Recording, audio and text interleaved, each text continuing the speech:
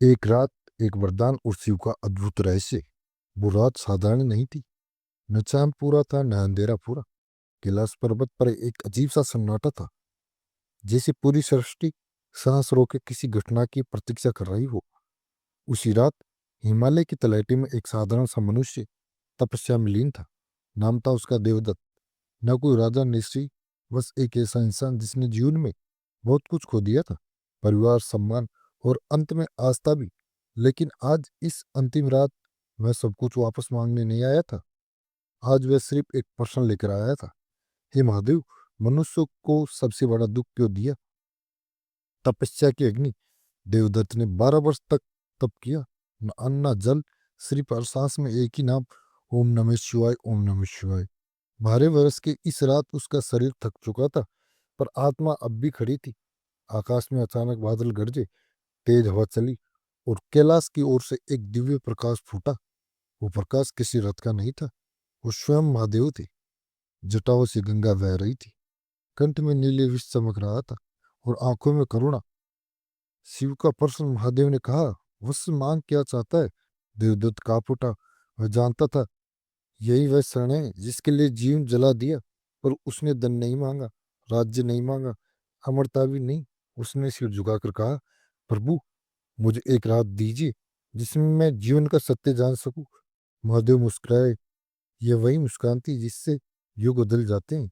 वो एक रात अचानक समय थम गया। रात और गहरी हो गई।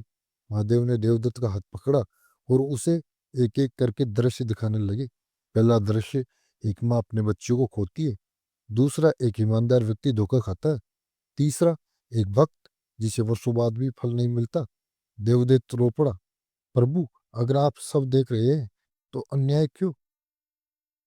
महादेव ने शांत स्वर में कहा, क्योंकि मनुष्य सिर्फ परिणाम देखता है, मैं कारण देखता हूँ। उन्होंने एक दीपक जलाया। अंधकार दीपक से डरता है, पर दीपक अंधकार से नहीं। उन्होंने कहा, दुख मनुष्य को तोड़ने नहीं, उसे भीतर से जगाने आता है। देवदत्त को समझ आने लगा, जिसे वह अभिशाप समझ रहा था वही उसका निर्माण कर रहा था। रात समाप्त होने लगी, चांद ढल रहा था। महादेव बोले, अब मांग अपना वरदान। देवदत्त ने आंखों में आंसू लेकर कहा, प्रभु, मुझे ऐसा मन दीजिए जो हर परिस्थिति में आपको देख सके। महादेव की आंखों में असंतोष था। तथास्तु। सुबह का सत्य सुबह हुई। महादेव अदृश्य हो चुके थे। देवदत्त वही था, पर अब सब कुछ हुआ था। वह गरीब था, पर दुखी नहीं। वह अकेला था, पर अधूरा नहीं, क्योंकि उसने जान लिया था जो शिव को पाले वह कुछ खो ही नहीं सकता। कहानी का संदेश। भगवान शिव चमत्कार से पहले चरित्र बदलते, वे दुख देते नहीं, दुख के अर्थ बदल देते। और जो एक रात शिव के साथ जी ले, उसका पूरा जीवन उजाला बन जाता है। तो दोस्तों, आपको ये छोटी सी कहानी कैसी लगी, प्लीज़ हमें कमेंट करके बताना।